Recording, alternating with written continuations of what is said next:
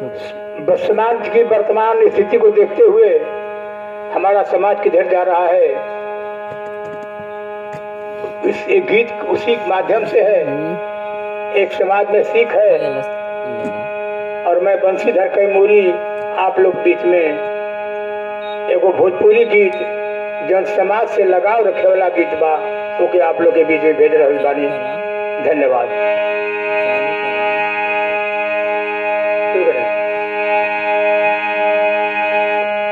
कि जेकर बेटावा कलाग जाता नौकरी,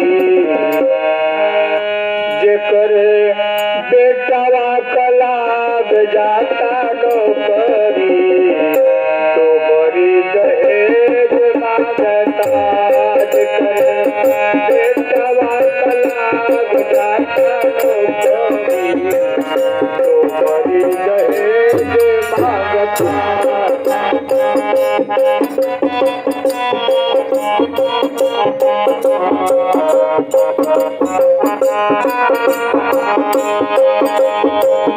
$30 लाख रुपया नगद बुलेट मोटरसाइकिल,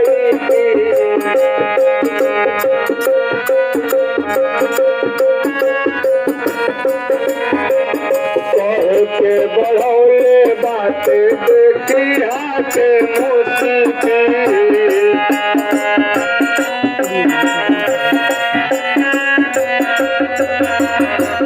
$30 लाख रुपया नगद बुलेट मोटरसाइकिल, कह के बढ़ौले बाटे बेटी हाथे मुश्किल।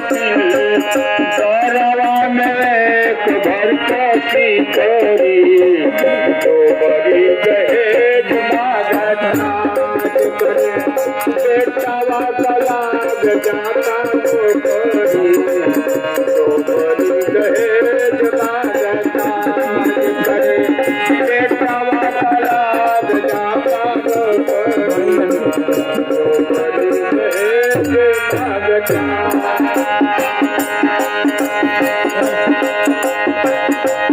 बेटिया बेचारा दादा था, बेटी के पढ़ौले बानी सब गुण सिखौले बानी।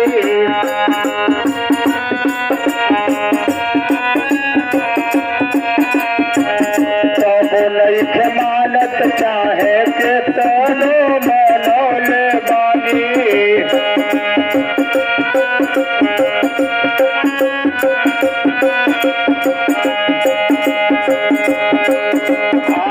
बेटी के पढ़ौले बानी सब गुण सिखौले बानी। तब नइखे मानत चाहे के तनो मनौले बानी। देत बानी अखिया का पुतरी, दो बड़ी दहेज मांगता।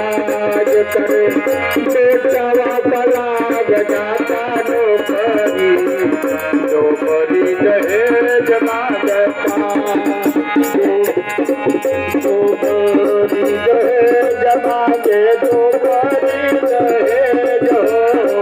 दो बड़ी दहेज मांगे, दो बड़ी दहेज। जेकर बेटावा कलाग जाता नौकरी, दो बड़ी दहेज मांगता।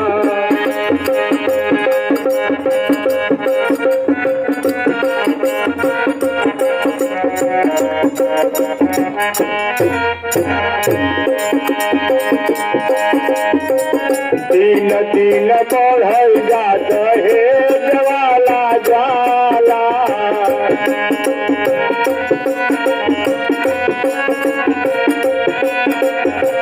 शिक्षित समाज के ना तनिको बुझाला।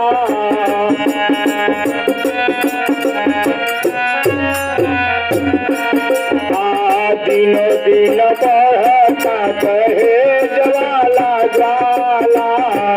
शिक्षित समाज के ना तनिको बुझाला। कह कैमूरी कैसे सुधरी, तो बड़ी दहेज मांगता। कह करी दे जमाना